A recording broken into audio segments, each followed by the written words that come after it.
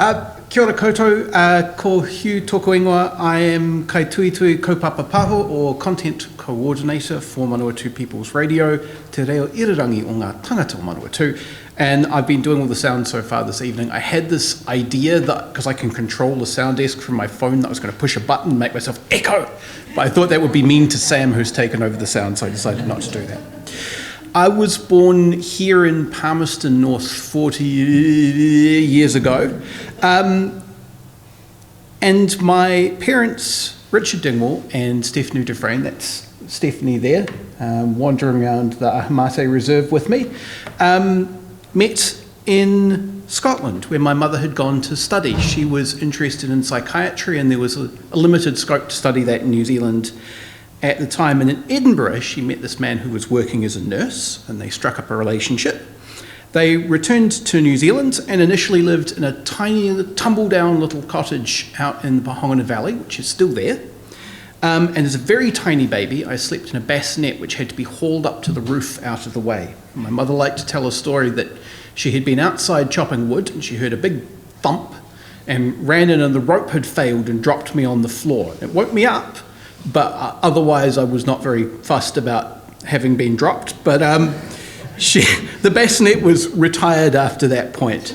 My mother really liked the isolated rustic life, but my father wanted to be around people. So they moved to Whanganui, which is where my brother was born. And my mother took on the job of dismantling Lake Alice. So this was the point at which it became clear that things had gone horribly, horribly wrong there, and someone was needed to wind the whole thing down, and that was what she took on. So she was born in Mapua, just outside Nelson, but her roots come back to Manawatu. The Dufresnes are a Danish family. They're descended from French Huguenots, so that's a group of Protestants who were persecuted and spread out through Europe and their many colonies of Europe in the 16th century, which is why you get incongruous French surnames in places like South Africa, and also in Denmark. If you're interested, the ones who ended up in Denmark ended up there partly because the King of Denmark wanted to promote tobacco farming and offered them freedom of religion and a 20-year tax break if they would settle there. So my great-grandfather, Abraham Heinrich Dufresne, arrived in New Zealand in 1890. There's actually a picture of him in Te Manawa in the early settlers exhibition.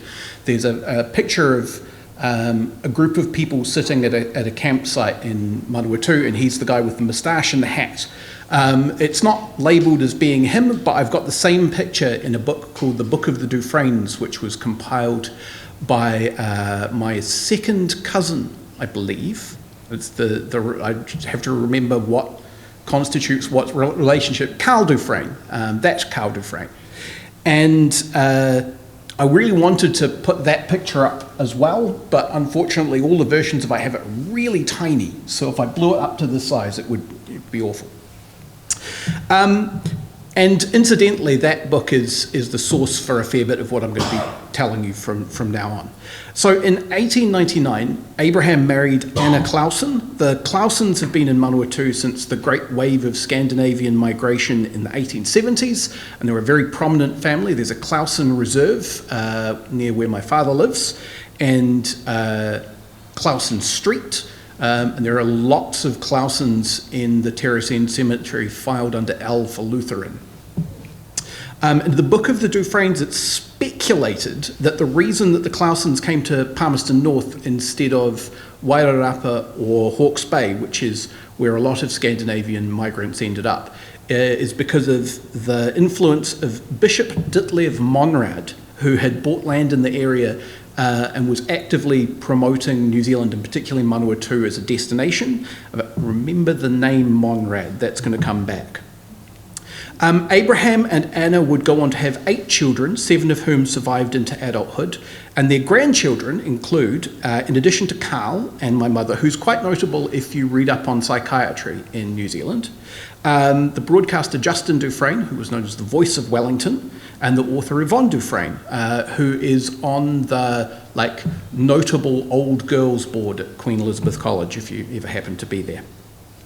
So Abraham set himself up as a builder and joiner, and there's an advert in the book of Dufresne's which is reproduced, which reads, and I'll read it verbatim: "Having erected an up-to-date plant of machinery, I beg to inform my customers and the general public that I am prepared to supply sashes, doors, or any kind of joinery at the shortest notice and lowest current rates. Shop fittings a specialty, a large stock of seasoned timber always on hand, plans and estimates prepared, a trial solicited, A.H. Dufresne."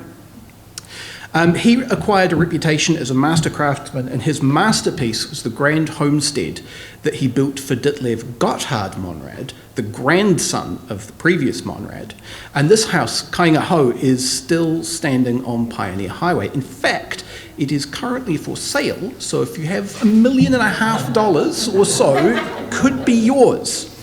It has a Category 2 rating from the Historic Places Trust, and according to their notes, Abraham seems to have had quite a hand in designing it as well as building it, but unfortunately was also his undoing as a businessman. By the time Kainga was built, the economy was in rough shape, and many of Abraham's clients who commissioned houses found that they had to cancel those orders. The most significant of these debts was £600, which is a bit under $140,000 in modern money, or $25 at least, owing on Kainga. Abraham was, so as I mentioned, the house is for sale. Renee and I have mentioned that we might go and ask for the $140,000 off the price, and probably doesn't make it affordable for us, and I don't think they'd be very sympathetic, but it's worth a try. Abraham was forced to wind up his business and bought a small farm just outside Levin, which is where my grandfather Chris was born in 1911.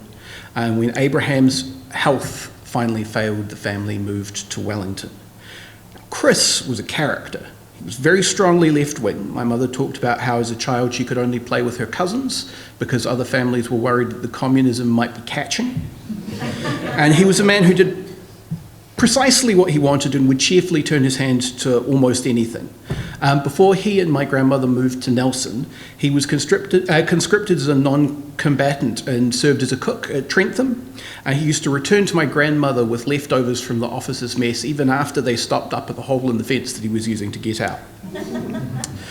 When we lived in Wanganui when I was a kid, our kitchen was very dark and very depressing, and while visiting, Chris went to a salvage yard. He looked at the kitchen and went, I know how to fix this. He embarrassed my mother by haggling ferociously for an enormous window, chainsawed a hole in the side of the house, and installed the window so low to the ground that me and my brother could use it to get in and out of the house. And we never used the kitchen door ever again. He built the house in Mapua that my grandmother lived in until her death, and the street that it stood on. He motorised my grandmother's singer-sewing machine for her, built several boats, and at one point converted a Volkswagen into a hovercraft. My grandmother sewed the skirts for it on her sewing machine, but she refused to ever get into it because of the ungodly noise that it made. And he eventually packed it away, insisting that his next project was going to be a helicopter, which never happened, which is probably for the best. In later life, he became a keen potter and was included in a number of articles about craft pottery in Nelson, and my father still owns some of his cups and plates. They're very lovely things. The hovercraft engine actually found a new life in a truck which was named Artifacts and was given to my mother when she went away to university.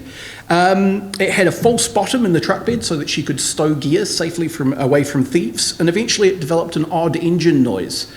So she took it to a friend of hers who was a mechanic, who asked in tones of horror and amazement what had happened to this engine, and she had to explain that it had been turned into a hovercraft and back again, and was told that there was nothing to be done and it would run just fine for a while and then it would fall out all over the road. And that is exactly what happened. So after university, my mother went to Scotland to study further and met the aforementioned nurse.